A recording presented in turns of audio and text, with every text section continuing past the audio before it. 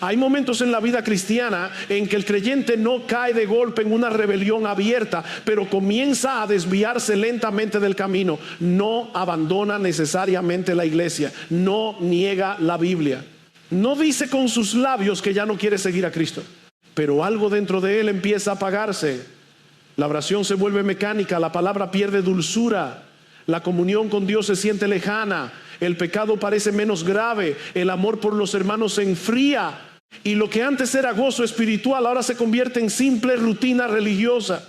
Ese estado es peligroso precisamente porque muchas veces no parece peligroso al principio. La decadencia espiritual rara vez se anuncia con trompetas, entra como una niebla. Una semana de descuido, luego otra. Una concesión pequeña, luego otra. Un día sin examinar el corazón, luego muchos. Y cuando el creyente se da cuenta, está viviendo con palabras cristianas, pero con el alma debilitada. Todavía sabe qué responder, todavía reconoce los himnos, todavía puede asentir a la predicación, pero por dentro hay una distancia que no puede negar honestamente delante de Dios. Y cuando el alma cae en ese estado, Satanás no se queda mirando en silencio. Él es homicida y mentiroso. No solo acusa al creyente por su caída, también intenta convencerlo de que no hay regreso. Le susurra que ya ha fallado demasiado, que su frialdad prueba que nunca hubo gracia, que su lucha no vale la pena, que otros también intentaron volver y no pudieron, que el castillo de la duda será su casa definitiva. El enemigo no necesita siempre empujarnos a pecados escandalosos. A veces le basta encerrarnos en desesperanza, pero Dios no deja a su pueblo sin promesa. La Escritura no llama al creyente decaído a mirar primero la fuerza de su voluntad, sino la fidelidad del Dios que restaura. En Oseas el Señor llama a un pueblo que se ha apartado, vuelve. No lo llama porque Israel tenga algo digno que presentar, sino porque en Dios hay misericordia para el rebelde que regresa. El Señor no dice, arréglate primero y luego ven. Dice, vuelve a Jehová tu Dios, porque por tu pecado has caído. Esa frase es severa y llena de esperanza al mismo tiempo. Severidad porque nombra la causa, por tu pecado has caído. Esperanza porque todavía dice, vuelve. El camino de restauración comienza cuando dejamos de culpar a todo lo demás por nuestra condición espiritual. Es muy fácil decir que estamos fríos porque la iglesia no nos cuidó como queríamos, porque los hermanos no nos llamaron, porque la familia nos agota, porque el trabajo nos consume, porque las circunstancias nos golpearon, porque nadie entiende lo que estamos viviendo. Algunas de esas cosas pueden ser reales y dolorosas, pero ninguna de ellas debe usarse para esconder la pregunta principal: ¿cuál es el estado de mi alma delante de Dios? No delante de los pastores, no delante de la congregación, no delante de los amigos que solo ven una parte de nuestra vida, delante de Dios. Porque uno puede parecer estable ante los hombres y estar espiritualmente enfermo delante del Señor. Puede conservar una reputación respetable mientras el corazón pierde hambre de Cristo. Puede seguir participando en actividades religiosas mientras su comunión personal con Dios está casi seca. La salud espiritual no se mide por la apariencia externa, sino por la realidad del alma bajo la mirada del Dios que pesa los corazones. Por eso necesitamos el autoexamen bíblico. No una introspección enfermiza que se mira a sí misma sin descanso hasta caer en confusión y tristeza. No una obsesión con analizar cada emoción como si la salvación dependiera de nuestra capacidad para entendernos perfectamente. El autoexamen bíblico no tiene como meta hundirnos en nosotros mismos, sino llevarnos a Cristo.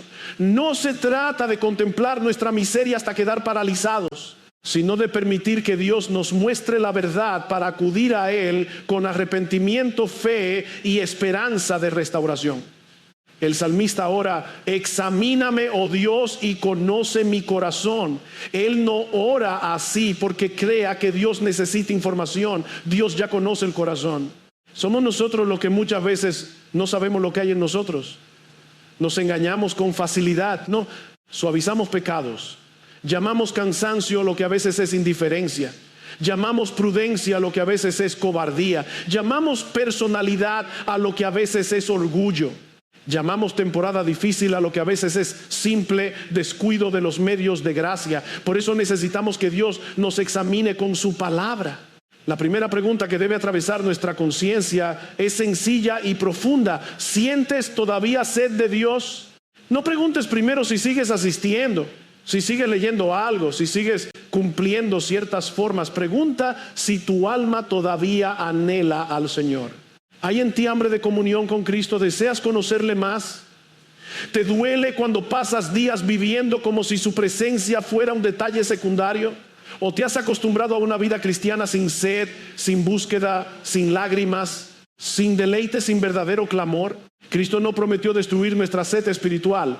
Prometió darnos una fuente viva para saciarla una y otra vez. Si el Señor eliminara toda sed, dejaríamos de buscarle. Pero Él quiere santos dependientes, no santos autosatisfechos. El alma saludable no es aquella que ya no necesita beber, sino aquella que sabe dónde está la fuente y vuelve continuamente a ella. El creyente maduro no dice, ya no necesito a Cristo como antes. Dice, mientras más he probado su bondad, más necesito de Él. El problema es que muchas veces intentamos aliviar la sequedad del alma bebiendo de cisternas rotas.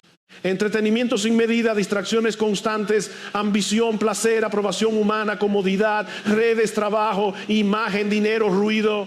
Nada de eso puede sostener la vida espiritual. Algunas cosas pueden tener un uso legítimo en su lugar, pero cuando ocupan el espacio de Dios, resecan el alma. El mundo promete refrescar, pero aumenta la sed. Promete descanso, pero deja vacío. Promete libertad, pero encadena. Y luego nos extrañamos de sentirnos secos cuando hemos bebido demasiado de fuentes que no retienen agua.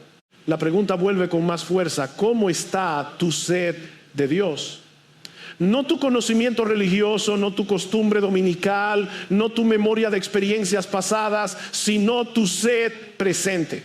Puedes decir como Pablo que todo lo que antes parecía ganancia se vuelve pérdida comparado con la excelencia de conocer a Cristo. ¿Hay todavía en ti ese deseo santo de decir, quiero conocerle? Si descubres que esa sed ha disminuido, no te escondas en la culpa ni te rindas a la desesperanza. Vuelve. El Dios que llama al rebelde también promete sanar su rebelión. Y la restauración comienza cuando dejamos de fingir salud y venimos a Cristo con la verdad de nuestra sequedad. La segunda pregunta que debe confrontarnos es esta: ¿estás siendo cada vez más gobernado por la palabra de Dios? No se trata simplemente de preguntar si lees la Biblia de vez en cuando, si escuchas sermones, si tienes una aplicación bíblica en el teléfono o si puedes repetir algunos textos conocidos. La pregunta es más profunda. La palabra está teniendo autoridad creciente sobre tus decisiones, tus deseos, tus relaciones, tus prioridades, tus conversaciones, tu manera de pensar, tu forma de sufrir, tu forma de corregir y tu forma de obedecer. Un creyente puede estar expuesto a mucha Biblia y sin embargo no estar siendo gobernado por la Biblia. Puede oírla cada domingo, subrayarla en su casa, compartir versículos con otros, defenderla en discusiones y aún así resistirla cuando toca un área que no quiere entregar. Hay una diferencia entre tener información bíblica y vivir bajo la autoridad bíblica. La información puede llenar la mente, la autoridad transforma la vida. La pregunta no es solo cuánta escritura entra por tus oídos, sino cuánta escritura está corrigiendo tu corazón. Cuando un cuerpo pierde el apetito por un tiempo prolongado, algo no está bien. El apetito físico es una señal de vida y necesidad. De manera similar, el apetito espiritual por la palabra revela mucho de la salud del alma. El creyente necesita la escritura como un recién nacido necesita la leche. No porque sea inmaduro, sino porque la vida espiritual no puede sostenerse sin alimento espiritual. El problema no es solamente no leer la Biblia, el problema es no sentir necesidad de ella. Un alma que puede pasar largos periodos sin buscar la voz de Dios y no se inquieta, por eso está mostrando una señal seria de enfermedad. Pero debemos ser cuidadosos. No estamos hablando de un legalismo que mide la comunión con Dios solo por cantidad de capítulos leídos o minutos cumplidos. Es posible leer mucho y no humillarse. Es posible estudiar mucho y no obedecer. El punto no es convertir la lectura bíblica en una medalla religiosa. El punto es preguntarnos si estamos viniendo a la Escritura como personas necesitadas de ser instruidas, corregidas, consoladas, confrontadas y dirigidas por Dios. ¿Lees para cumplir o lees para ser gobernado? Hay creyentes que buscan consejos solo cuando quieren confirmar una decisión que ya tomaron. No buscan realmente la voluntad de Dios, buscan apoyo para su voluntad. Saben a quién preguntar y a quién evitar. Evitan al hermano maduro que podría hablarles con claridad. evitan al pastor que podría poner la Biblia sobre la mesa. Prefieren voces que digan: haz lo que sientes, Dios quiere que seas feliz, si tienes paz, adelante. Pero la paz subjetiva no siempre es obediencia. A veces lo que llamamos paz es simplemente el alivio de haber encontrado a alguien que no confrontará nuestro deseo. Una buena pregunta de autoexamen es esta: cuando no sabes qué hacer, ¿te preguntas seriamente qué dice Dios? ¿Abres la Escritura con disposición de obedecer aunque contradiga tus preferencias? ¿Buscas consejo de creyentes maduros, no para que aplaudan tu plan, sino para que te ayuden a discernir bíblicamente? ¿O actúas primero y luego buscas un versículo para tranquilizar la conciencia? La decadencia espiritual muchas veces se nota cuando dejamos de querer dirección y solo queremos permiso. Otra pregunta necesaria: ¿cuándo fue la última vez que la palabra de Dios produjo un cambio concreto en tu vida? No una emoción momentánea durante un sermón, no una frase que te pareció bonita, no una convicción vaga que se evaporó al salir del culto. Un cambio concreto, una disculpa que tuviste que pedir, una relación que tuviste que ordenar, un pecado que tuviste que abandonar, una práctica que tuviste que corregir, una creencia que tuviste que someter, una prioridad que tuviste que reorganizar. Si no puedes recordar la última vez que la Escritura modificó algo real en tu vida, debes preguntarte si la estás oyendo como palabra de Dios o como sonido religioso familiar. El salmista no veía los mandamientos del Señor como una cárcel, sino como camino de libertad. Esa es una de las grandes diferencias entre un corazón regenerado y un corazón mundano. El mundo piensa que la ley de Dios limita la vida. El creyente aprende que la voluntad de Dios protege la vida. Fuimos creados para correr sobre los rieles de su sabiduría. Cuando intentamos salir de ellos, no descubrimos libertad. Terminamos dañados, atrapados, confundidos, esclavos de deseos que prometían abrirnos espacio y terminaron hundiéndonos. ¿Es esa tu visión de la palabra? ¿La ves como carga o como luz? ¿Como imposición o como alimento? ¿Como una voz externa que interrumpe tu felicidad o como la palabra del Dios que sabe mejor que tú dónde se encuentra la vida? El creyente saludable no obedece perfectamente porque de este lado de la gloria aún lucha con el pecado, pero sí desea obedecer. Hay en él una inclinación nueva. Cuando peca no celebra su pecado, se duele. Cuando se desvía no quiere quedarse lejos, quiere volver. Cuando la Biblia lo contradice, puede luchar, puede tardar, puede llorar, pero sabe que Dios tiene razón. Aquí también hay una diferencia esencial entre pecar y practicar el pecado. El creyente peca y muchas veces con dolor vergonzoso, pero no puede establecerse cómodamente en el pecado como residencia permanente. El pecado lo entristece porque va contra él Dios que ama. El incrédulo, aun cuando sienta remordimiento, vive en el terreno del pecado resistiendo a Dios. El creyente, aun cuando cae, está en el terreno de Dios luchando contra el pecado. Esa lucha no lo salva, pero evidencia que la gracia no lo ha dejado igual. Si descubres que tu apetito por la Escritura ha disminuido, no esperes a sentir hambre perfecta para volver a comer. A veces el apetito vuelve comiendo. Abre la Biblia, léela como oración, léela despacio. Pregunta qué revela de Dios, qué expone en ti, qué promete en Cristo, qué manda, qué corrige, qué consuela. No te quedes siempre en la superficie como alguien que mira el mar desde lejos y dice que ya lo conoce. Entra más hondo. La Escritura tiene profundidades que el lector superficial nunca verá. Hay conexiones, glorias, advertencias, promesas y bellezas que solo se descubren cuando el alma se sumerge con reverencia y perseverancia. No conviertas tu sequedad en excusa para permanecer lejos de la fuente. Si no tienes deseo, dile al Señor que no tienes deseo. Si lees y te sientes frío, confiesa tu frialdad. Si te distraes, vuelve. Si no entiendes, busca ayuda.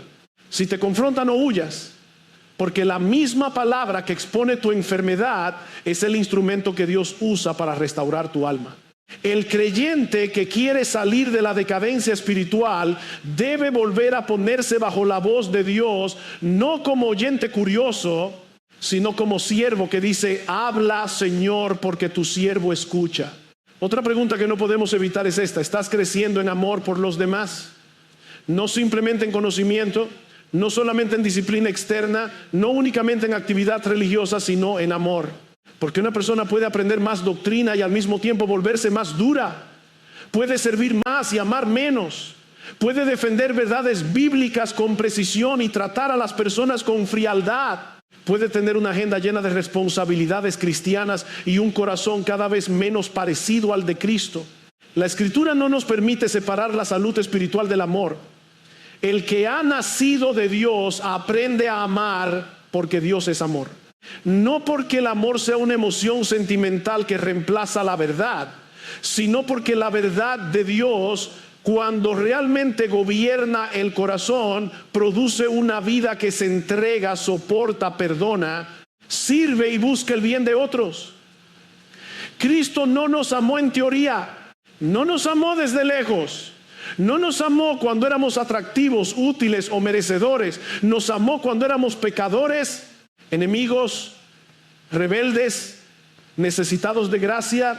Por eso el amor cristiano no puede reducirse a sentir simpatía por personas fáciles. Cualquiera puede ser amable con quien lo admira, con quien le responde bien, con quien no toca su orgullo, con quien no exige paciencia. Pero el amor bíblico se prueba en relaciones concretas, con personas reales, en momentos incómodos. Se prueba en el hogar cuando nadie está mirando. Se prueba con el hermano difícil de la iglesia. Se prueba con el cónyuge que no cambia tan rápido como quisiéramos. Se prueba con el hijo que agota. Se prueba con el creyente que piensa distinto en asuntos secundarios. Se prueba cuando amar no nos reporta reconocimiento inmediato. ¿Estás creciendo en ese amor? No preguntes si conoces textos sobre el amor. Pregunta si eres más paciente que antes. Pregunta si perdonas más rápido.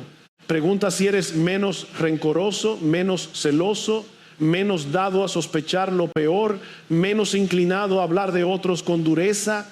Pregunta si te duele el sufrimiento de tus hermanos o si solo te interesa tu propia carga. Pregunta si sirves cuando nadie lo nota. Pregunta si estás dispuesto a amar a personas de las que no esperas nada a cambio. Cuando un creyente entra en decadencia espiritual, una de las primeras evidencias es que deja de amar. Se vuelve fácilmente ofendido, interpreta todo en función de sí mismo, comienza a cultivar resentimientos, se vuelve crítico, impaciente, sospechoso. La iglesia deja de ser la familia de Cristo y se convierte en el lugar donde mide quién lo saludó, quién no lo tomó en cuenta, quién le falló, quién no llenó sus expectativas. Su corazón ya no pregunta ¿cómo puedo servir?, sino ¿por qué no me dieron lo que merezco? Y aquí debemos hablar con honestidad. Muchas veces llamamos discernimiento a lo que en realidad es falta de amor. Llamamos celo por la verdad a una disposición amarga. Llamamos prudencia a la distancia fría. Llamamos justicia a nuestra incapacidad de perdonar. Pero el amor cristiano no es ingenuo ni ciego, es santo. No niega el pecado, pero tampoco disfruta exponiendo el pecado ajeno. No abandona la verdad, pero tampoco usa la verdad como piedra para aplastar. El amor busca restaurar, no simplemente ganar argumentos. El apóstol Pablo nos dice que podemos tener conocimiento, fe, sacrificio, dones, entrega externa y aún así no ser nada si no tenemos amor. Eso debería hacernos temblar, porque es posible impresionar a otros con capacidad, enseñanza, actividad, firmeza doctrinal o aparente compromiso, mientras delante de Dios estamos fallando en una de las marcas más esenciales del discípulo. Cristo dijo que el mundo conocería a los suyos por el amor que se tienen unos a otros, no por una apariencia de superioridad religiosa. ¿Dónde necesitas crecer en amor? Sé específico, no respondas en general. Tal vez en tu matrimonio, tal vez con tus hijos, tal vez con tus padres, tal vez con un hermano de la iglesia al que evitas porque te incomoda, tal vez con alguien que te hirió y todavía ocupa demasiado espacio en tu memoria. Tal vez con personas necesitadas cuyas cargas prefieres no ver porque interrumpen tu comodidad. El autoexamen bíblico no se queda en frases amplias, entra en relaciones concretas. Y si quieres crecer en amor, no comiences mirando la falta de amor de otros hacia ti, comienza mirando el amor de Dios hacia ti. En esto consiste el amor, dice Juan, No en que nosotros hayamos amado a Dios, sino en que Él nos amó a nosotros y envió a su Hijo como propiciación por nuestros pecados. La cruz no es solo el fundamento de nuestro perdón, es la escuela donde aprendemos a amar. Allí vemos a Dios dando primero. Allí vemos a Cristo entregándose por quienes no podían devolverle nada. Allí vemos misericordia hacia indignos. El alma que se calienta al fuego del amor de Dios empieza a perder la excusa para vivir encerrada en sí misma. Si Dios me amó cuando yo no era amable, ¿cómo puedo negar amor a otros solo porque me resultan difíciles? Si Cristo fue paciente conmigo, ¿cómo puedo vivir explotando ante la debilidad de otros? Si el Señor me perdonó una deuda impagable, ¿cómo puedo construir una identidad alrededor de la deuda que otro tiene conmigo? No uses la gracia para exigir que Dios te trate con ternura mientras tú tratas a otros con dureza. Amar no siempre será fácil y no siempre será correspondido. De hecho, una de las pruebas más claras del amor cristiano es tomar la iniciativa hacia personas que quizá no responderán como esperamos. Amar al que ama de vuelta puede alimentar el ego. Amar al que no puede pagarnos nos hace parecernos más al Padre. Eso no significa exponerse imprudentemente al abuso ni negar la necesidad de límites sabios. Pero sí significa que el cristiano no puede vivir gobernado por la lógica del intercambio. Doy si me dan, sirvo si me reconocen, perdono si primero me satisfacen. Dios es feliz en su amor. El enemigo nos dice que vivir amando nos hará miserables, que si damos, perdonamos, servimos y buscamos el bien de otros, terminaremos perdiendo. Pero Cristo dijo que más bienaventurado es dar que recibir. El egocentrismo promete protección y produce miseria. El amor parece costoso y lo es, pero es el camino de la semejanza a Cristo. Una vida centrada en sí misma se estrecha cada vez más. Una vida entregada a Dios y al prójimo comienza a respirar el aire del reino. Así que vuelve a hacerte la pregunta delante del Señor: ¿estoy creciendo en amor? No en una idea romántica del amor, sino en paciencia, benignidad, perdón, servicio, generosidad, humildad, interés real por las necesidades de otros. Si la respuesta te avergüenza, no huyas hacia la autodefensa. Ve a Cristo, pídele que vuelva a encender en ti el amor que nace del Evangelio. Porque una vida espiritual saludable no solo conoce más, ama más. No solo habla mejor, sirve mejor. No solo defiende la verdad, refleja con mayor claridad el carácter del Salvador que nos amó primero. Otra pregunta necesaria es esta: ¿estás más sensible que antes a la presencia de Dios? No hablo de una experiencia extraña, desordenada o mística, como si la presencia del Señor tuviera que medirse por arrebatos emocionales, pérdida de control, sensaciones intensas o momentos espectaculares. La Biblia no nos llama a buscar una espiritualidad sin mente, sin palabra y sin sobriedad. El Espíritu Santo no produce confusión carnal bajo apariencia de profundidad. Donde Él obra hay amor, gozo, paz, dominio propio, reverencia y una conciencia más clara de Dios. Dios está presente en todo lugar. No existe un rincón del universo donde podamos escondernos de su rostro. El salmista pregunta: ¿a dónde me iré de tu espíritu? ¿A dónde huiré de tu presencia? La respuesta es clara: a ningún lugar. Pero una cosa es que Dios esté presente y otra es vivir conscientes de su presencia. Una cosa es confesar su omnipresencia como doctrina y otra muy distinta es caminar durante el día con la conciencia despierta de que nuestros pensamientos, palabras, temores, deseos, decisiones y pecados ocurren delante de Él. Esa conciencia transforma la vida. El creyente que vive delante de Dios no necesita un público humano para ser fiel. Sabe que el Señor ve lo que nadie ve. No juega con el pecado secreto como si estuviera escondido. No reduce la oración a momentos formales porque entiende que vive acompañado.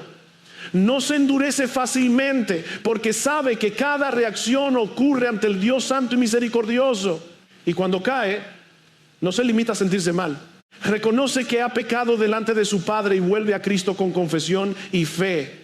Pero debemos insistir: esta sensibilidad a la presencia de Dios viene por los medios que Dios mismo ha establecido. Dios se revela en su creación, sí, los cielos cuentan su gloria, Pero de manera salvadora, clara, ipsono suficiente, Dios se revela por su palabra, la palabra encarnada que es Jesucristo y la palabra escrita que es la Escritura. Por eso una espiritualidad que quiere experimentar a Dios mientras descuida la Biblia está buscando una presencia fabricada por la imaginación. No podemos separar al Dios vivo de la voz con la que Él ha querido darse a conocer. El misticismo religioso siempre quiere atajos. Quiere sentir sin escuchar, experimentar sin obedecer, emocionarse sin ser corregido, hablar de presencia sin someterse a la verdad. Pero la vida cristiana sana no busca perderse en sensaciones. Busca conocer a Dios conforme a su revelación. Cuando escuchas la Escritura predicada fielmente y el Espíritu abre tus ojos, no estás oyendo una charla religiosa, estás siendo confrontado por la voz de Dios.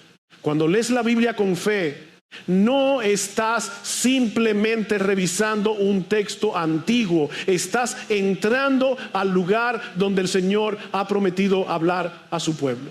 ¿Te ocurre esto todavía? ¿Vas a la Escritura esperando encontrarte con el Dios que habla? ¿Vienes al culto con la expectativa reverente de oír su voz? ¿Participas de la adoración congregacional recordando que Cristo está en medio de su iglesia? ¿O tu corazón se ha acostumbrado tanto a las cosas santas que ya las tratas como rutina? Uno puede estar físicamente en la congregación y espiritualmente distraído, oyendo palabras eternas con la misma indiferencia con que oye ruido de fondo. La sensibilidad a la presencia de Dios también se cultiva en la vida diaria. Cristo prometió estar con los suyos todos los días hasta el fin del mundo. Eso incluye el día ordinario, el camino al trabajo, la conversación en casa, la espera en un hospital, el momento de cansancio, la decisión difícil, la tentación silenciosa, la mesa familiar, la soledad de la noche. El creyente no camina solo, pero muchas veces vivimos encerrados en nosotros mismos, como alguien que comparte una habitación con otra persona y no le habla. Cristo está con nosotros y sin embargo pasamos horas como si su presencia no tuviera ninguna relevancia práctica. Por eso debemos aprender a conversar con Dios durante el día, no como una técnica vacía, sino como fruto de fe. Señor, ayúdame con esta palabra que voy a decir. Señor, guarda mi corazón de la irritación. Señor, dame amor por esta persona. Señor, perdona este pensamiento. Señor, gracias por esta misericordia. Señor, recuérdame que tú estás aquí. La oración no es solamente un acto separado de la vida, es la respiración de un alma que sabe que vive delante de Dios. Una señal de decadencia espiritual es perder esta conciencia. Comenzamos a vivir como funcionarios religiosos, cumplimos, asistimos, hablamos, cantamos, servimos, pero con poca percepción de Dios. El pecado se vuelve menos doloroso porque olvidamos delante de quién pecamos. La adoración se vuelve más fría porque olvidamos a quién adoramos. La obediencia se vuelve más pesada porque olvidamos con quién caminamos. La vida cristiana se seca cuando Dios se convierte en una idea correcta, pero no en una presencia disfrutada, temida y amada. La pregunta entonces no es si Dios está contigo, porque si estás en Cristo, Él ha prometido no abandonarte. La pregunta es si tú estás viviendo consciente de esa compañía. ¿Estás disfrutando la dulzura de caminar con Él? ¿Estás dejando que su palabra forme tus pensamientos? ¿Estás aprendiendo a reconocer su mano en los momentos ordinarios? ¿Estás cultivando gratitud, reverencia, confesión, dependencia? ¿O has reducido tu cristianismo a asistir, saber y cumplir, mientras tu alma vive gran parte del día como si Dios estuviera lejos? Si quieres crecer en esta sensibilidad, vuelve una y otra vez al lugar donde Dios habla con claridad. Abre la Escritura, siéntate allí como quien se sienta a escuchar al Señor. Ven a la congregación no como espectador, sino como adorador. Participa de los medios de gracia con fe, esperando que Cristo alimente, corrija, consuele y guíe a su pueblo. Medita durante el día en lo que Dios ha revelado de sí mismo, su santidad, su paciencia, su justicia, su compasión, su cercanía, su poder. No necesitas inventar una presencia, necesitas despertar a la presencia prometida por el Dios que no miente.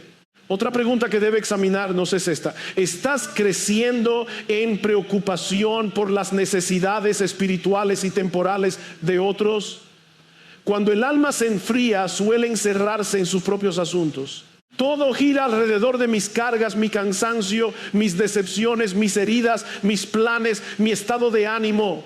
Y aunque el creyente puede atravesar temporadas legítimas de debilidad, hay una diferencia entre estar afligido y volverse indiferente.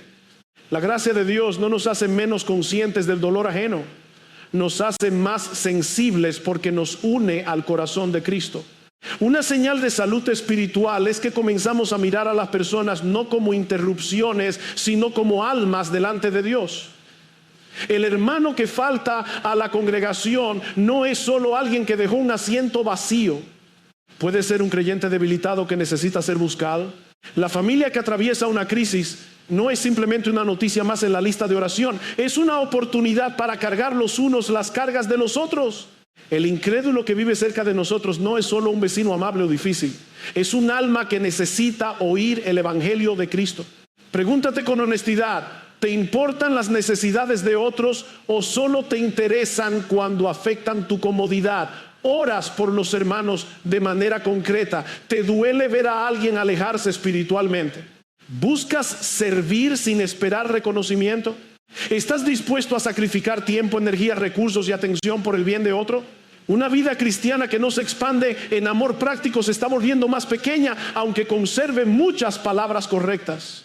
Y esto nos lleva a otra pregunta. ¿Te deleitas en la iglesia, la esposa de Cristo? No preguntes primero si la iglesia ha llenado todas tus expectativas. Pregunta si amas lo que Cristo ama. Él compró la iglesia con su sangre. La iglesia puede tener debilidades, conflictos, cargas, inmadureces, personas difíciles y procesos lentos, pero sigue siendo el pueblo de Dios, la familia de la fe, el lugar donde Cristo alimenta, corrige, consuela, disciplina y edifica a los suyos. Un corazón que se vuelve amargo contra la iglesia debe examinarse con temor.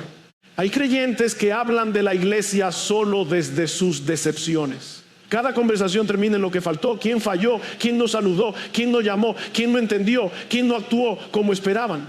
Algunas heridas pueden ser reales y deben ser tratadas con verdad. Pero una cosa es buscar corrección bíblica y otra es alimentar un espíritu de queja que poco a poco destruye el amor. La decadencia espiritual muchas veces no comienza abandonando la congregación, sino perdiendo el deleite de pertenecer al pueblo por el cual Cristo murió. También debemos preguntarnos si las disciplinas espirituales son cada vez más importantes para nosotros, no como una rutina vacía, ni como una forma de ganar aceptación delante de Dios, sino como medios de gracia. La oración, la lectura bíblica, la meditación, la adoración congregacional, la comunión, la cena del Señor, la confesión, el servicio, el ayuno cuando corresponde, no son adornos opcionales para cristianos más intensos. Son canales ordinarios por los cuales Dios sostiene y fortalece a su pueblo. Cuando un creyente descuida esos medios durante mucho tiempo y no siente preocupación, algo se ha enfermado. Nadie se sorprende si un cuerpo se debilita cuando deja de alimentarse. Pero a veces pretendemos mantener fuerza espiritual mientras vivimos con escasa oración, poca palabra, poca comunión, poca adoración real y mucha exposición a las voces del mundo.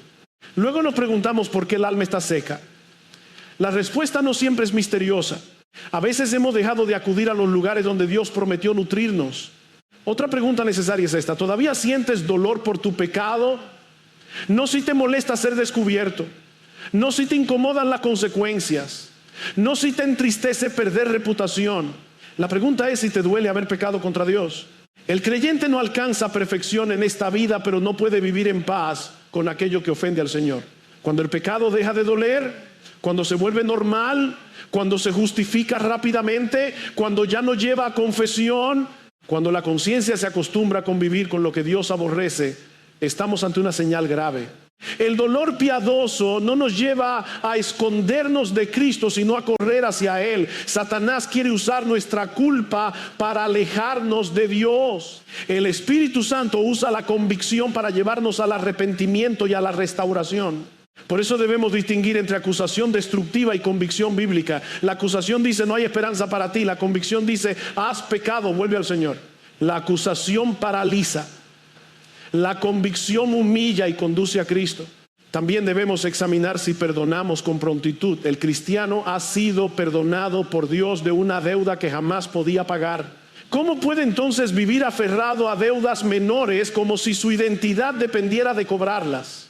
Perdonar no significa negar el daño, llamar bueno a lo malo, evitar toda disciplina o fingir que nada ocurrió. Pero sí significa renunciar a la venganza, entregar el caso al juez justo, buscar un corazón libre de amargura y estar dispuesto a actuar conforme a la gracia que hemos recibido.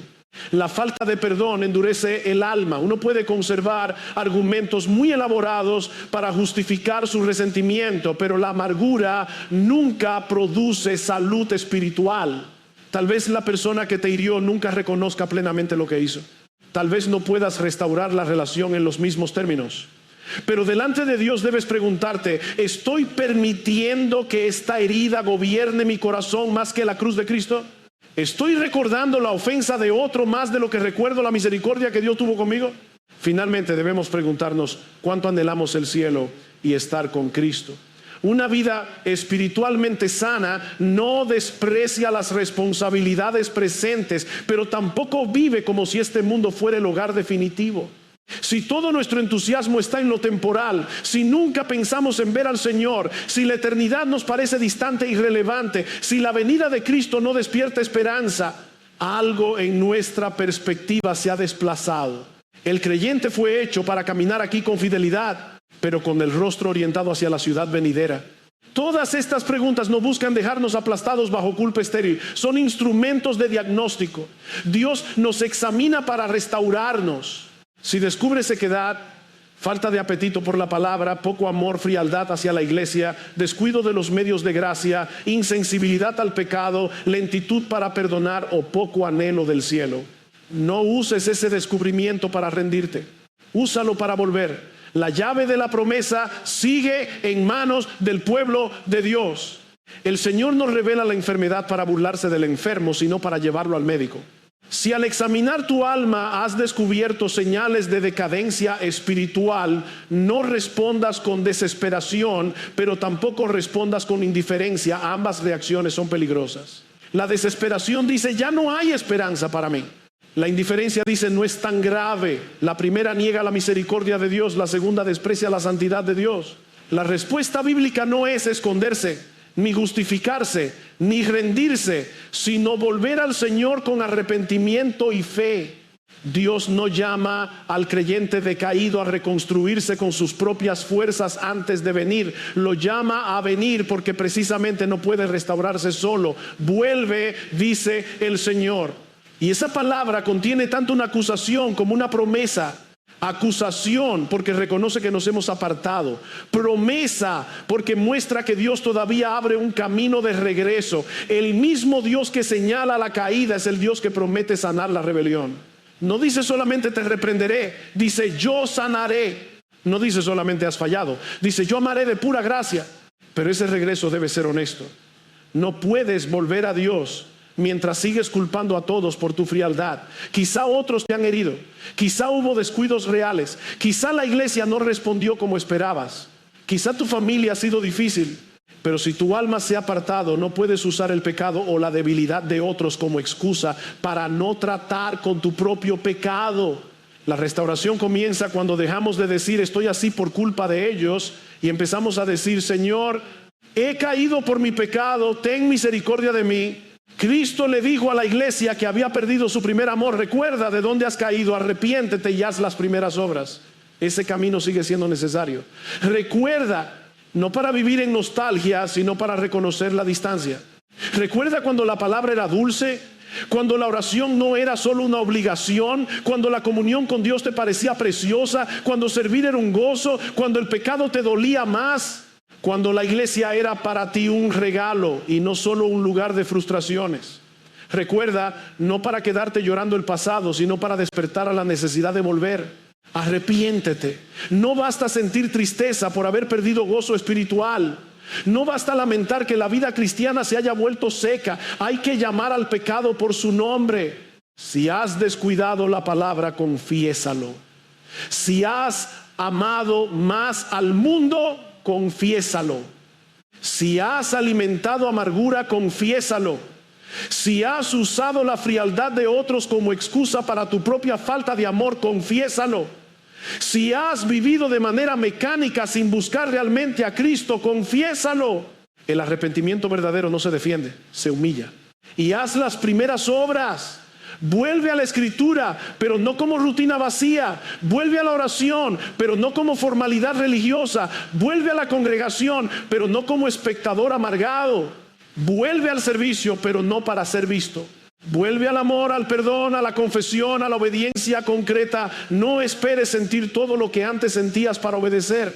Muchas veces el camino de restauración comienza con pasos obedientes dados mientras el corazón todavía está débil. El fuego no siempre precede a la obediencia. A veces Dios reaviva el fuego en el camino de la obediencia. Tal vez alguien diga, pero mi caso es más serio. Yo no sé si soy un creyente en decadencia o si nunca fui verdaderamente convertido. Esa pregunta puede ser angustiante, pero no cambia el remedio inmediato. Ve a Cristo. Si eres un creyente decaído, necesitas volver a Cristo. Si eres un falso profesante que nunca nació de nuevo, necesitas venir a Cristo. No pierdas tiempo intentando resolver primero todas las categorías de tu condición mientras permaneces lejos del Salvador. Ven a Él en arrepentimiento y fe. El que viene a Cristo clamando por misericordia no será echado fuera. No escuches al enemigo cuando te dice que no hay esperanza. Él miente para destruir. Te mostrará huesos, historias de caídas, recuerdos de fracasos, pecados repetidos, promesas rotas, temporadas secas, y tratará de convencerte de que tu prisión es definitiva. Pero Dios ha puesto en manos de su pueblo la llave de la promesa. Si confesamos nuestros pecados, Él es fiel y justo para perdonar nuestros pecados y limpiarnos de toda maldad. Fiel, porque no abandona su pacto. Justo, porque Cristo ya pagó por aquello que confesamos. La decadencia espiritual no debe tratarse como algo ligero, pero tampoco como algo más fuerte que la gracia de Dios. El Señor puede restaurar la sed, puede devolver hambre por su palabra, puede reavivar el amor, puede sanar la amargura, puede despertar sensibilidad al pecado, puede renovar el deleite en la iglesia, puede enseñarte otra vez a vivir consciente de su presencia, puede hacer fructificar una rama que parecía seca, pero no lo hará mientras sigas abrazando excusas, protegiendo ídolos, justificando descuidos o negociando con aquello que Él te llama a abandonar. Así que vuelve, no mañana, no cuando te sientas mejor, no cuando todas las emociones estén ordenadas. Vuelve ahora, vuelve con palabra de súplica, vuelve diciendo, quita toda iniquidad. Vuelve reconociendo que las cisternas rotas no sacian. Vuelve a beber de la fuente viva, vuelve a sentarte bajo la palabra, vuelve a amar a los hermanos, vuelve a buscar el rostro de Dios. Vuelve a Cristo, porque en Él hay perdón, restauración y vida abundante. Hay esperanza para el creyente decaído, no porque su fuerza sea grande, sino porque la gracia de Dios es mayor que su caída. The world is endless, so wide, so far, but somehow I'm still lost in you.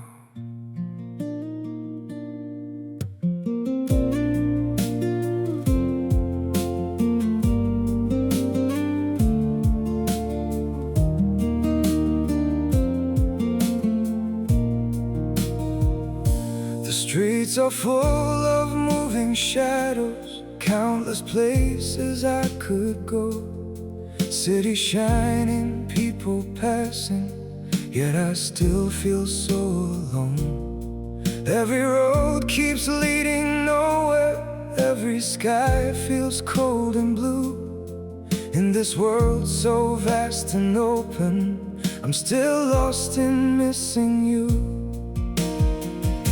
The world is wide, so wide before me, but I keep losing my way. Somewhere in the endless distance, your memory makes me stay.